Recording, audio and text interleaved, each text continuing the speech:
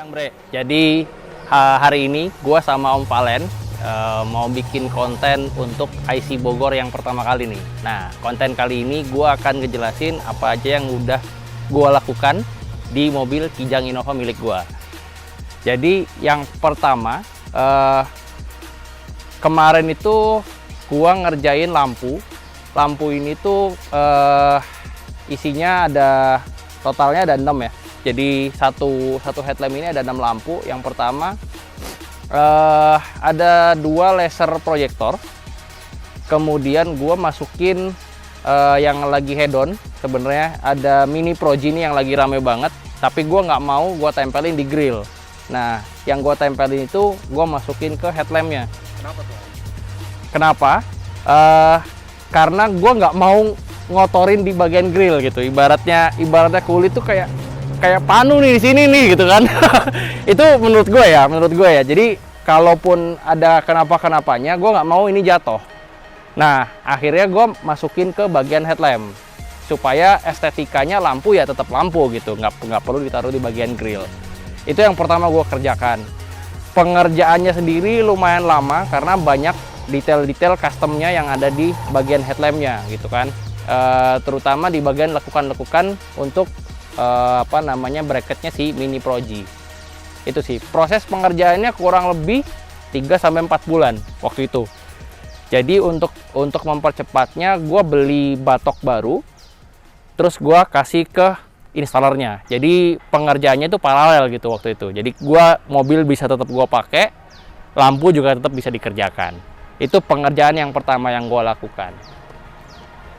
Oke, terus yang kedua, gua juga sama sebenarnya. Ini project pertama yang ada di Innova ya, di Innova Reborn. Ini project pertama, yaitu pasang airsas plug and play. Jadi kalau teman-teman nanti bisa lihat di dalam itu kita nggak ada cowok sasis, nggak ada potong apapun. Nanti ada videonya, kita udah videoin. Jadi semuanya ini plug and play. Begitu kita pengen balikin ke standar, itu juga bisa langsung dibalikin standar gitu. Jadi nggak perlu nanti pas mungkin bosen mau dijual atau apa, itu udah nggak ada yang dicoak sasisnya gitu sih. Itu yang kedua. Terus berikutnya gue juga ada perubahan di sisi pengereman. Pengereman gue juga ganti ke BBK 4 pot 355 mili pakai Brembo. Nah, yang lucunya lagi, gue nggak tahu kenapa, cuman ini yang gue tahu, baut untuk pengunci disc brake-nya itu modelnya beda. Jadi kalau teman-teman mungkin di marketplace atau di toko-toko lain itu banyak baut pengunci di disc brake-nya itu modelnya bulat gitu ya, sama ada klipnya, jadi kayak klip pengunci gitu. Cuman bedanya ini bautnya itu modelnya D, jadi ngebukanya juga beda gitu. Jadi emang beda dengan yang biasanya. Gue juga nggak tahu, ini dari installernya gue ditawarin ini dan gue okein gitu. Beda sih memang. Boleh lihat dong bedanya di mana? Boleh. Jadi di bedanya itu kalau teman-teman lihat di bagian baut ini modelnya itu bukan bulat atau pakai klip. Nah, kalau dilihat ini kan D ya. Jadi beda dengan ada yang di marketplace atau di toko-toko yang lain.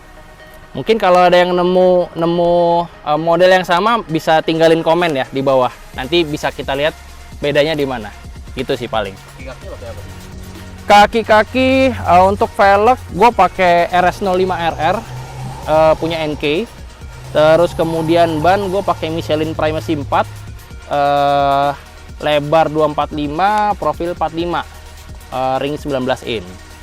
Gitu. ET-nya kalau nggak salah ingat ya, 35 rata depan sama belakang. Modelnya kayak gini. Ini airsasnya posisi air out, posisi parkir, 0 PSI, nggak ada udara sama sekali. Gitu. Terus kenapa gue pasang airsas? Alasannya gue pengen lebih nyaman aja sih, dan nggak ada perombakan yang signifikan gitu. Boleh, kompresornya gue taruh di sini. Nah, kompresornya sekecil ini, jadi nggak perlu gede-gede. Bagasinya juga masih bisa dipakai. Fungsionalitinya Innova sendiri juga nggak hilang gitu kan, karena biasanya ada yang bikin box gede gitu ya, box gede di belakang. Jadi kalau kita mau naruh barang atau kita mau ngajak keluarga, itu di belakang itu udah susah kalau mau dimasukin barang. Itu terus ada lagi yang beda di pemasangan airsasnya. Jadi gua pakai manajemennya airlift. Nah, gue pakai simpennya di sini. Jadi memang gue nggak mau makan space banget, airliftnya gue taruh sini. Terus kemudian mungkin teman-teman ada yang tanya kenapa gue pakai airlift? Karena gue nggak mau mobil itu nggak stabil. Karena by default kalau kita pasang airsas atau coil over atau apapun itu, kalau bebannya itu berlebih, dia nggak akan adjust sendiri ketinggiannya ya. Jadi kalau pakai airlift, gue udah coba kemarin 2-3 harian. Gua isi full load, gua isi cuman pakai 2 orang, jadi ketinggian mobil tuh sama rata depan sama belakang. Jadi nggak ada yang ngejobrak ke belakang atau ngejobrak ke depan, nggak ada. Itu bedanya. Manajemennya gue pakai airlift. Nanti mungkin kita tunjukin remote-nya ya, sama di aplikasi HP juga ada. Gitu. Mungkin ada yang tanya, kalau pakai airsas tabungnya taruh mana? Nah, ini tabungnya rahasia sebenarnya. Karena nggak ada dongkrak ya, jadi tabungnya itu gua taruh di bawah sasis. Di bawah sasis itu kan kalau Innova itu kan ada ini ya, ada knalpot ya. Knalpot itu kan ada tabungnya tuh. Nah, di posisi tabungnya itu gua ambil. Jadi knalpotnya nggak gua potong, tapi gua tinggal lepas bautnya doang. Jadi knalpotnya lebih pendek dan gue bisa pasang tabungnya di situ. Gitu. Makanya dari segi interior nggak ada perubahan sama sekali walaupun gua pakai airsas. Gitu sih. Itu update yang kedua. Nah, Kalau jalan begini. enggak, kalau jalan kondisi nggak begini. Mau kita coba ini, kita coba naikin atau nanti aja nih? Coba kita naikin. Kita coba naikin ya.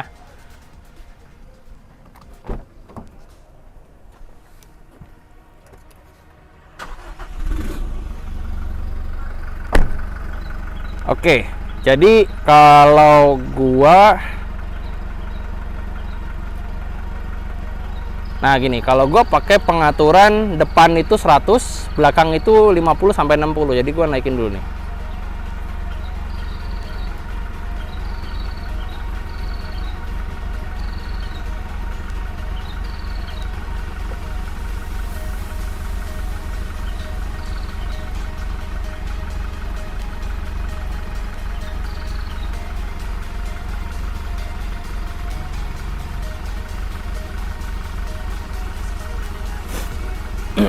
Oke, jadi kalau dari manifoldnya ini udah menunjukkan angka kurang lebih karena nggak bisa posisi sama.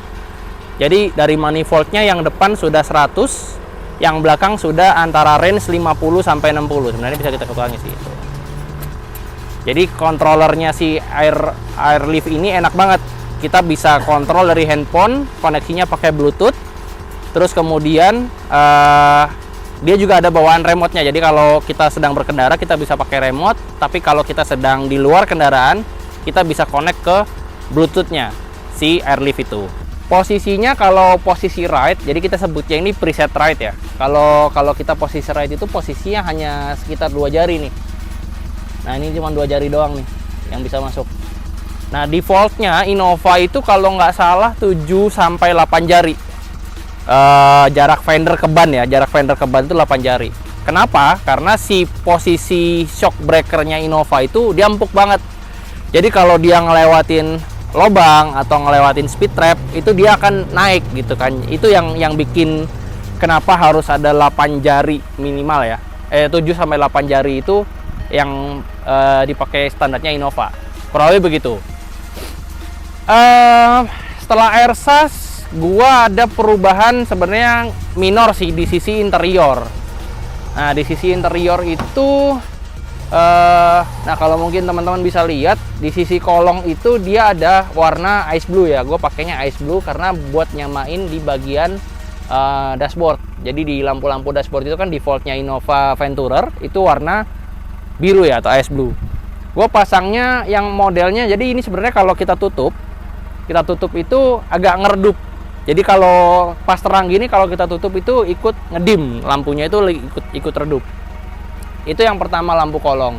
Nah, yang kedua ada lampu di bagian kisi-kisi AC depan. Di kisi-kisi AC depan itu ada lampu kecil.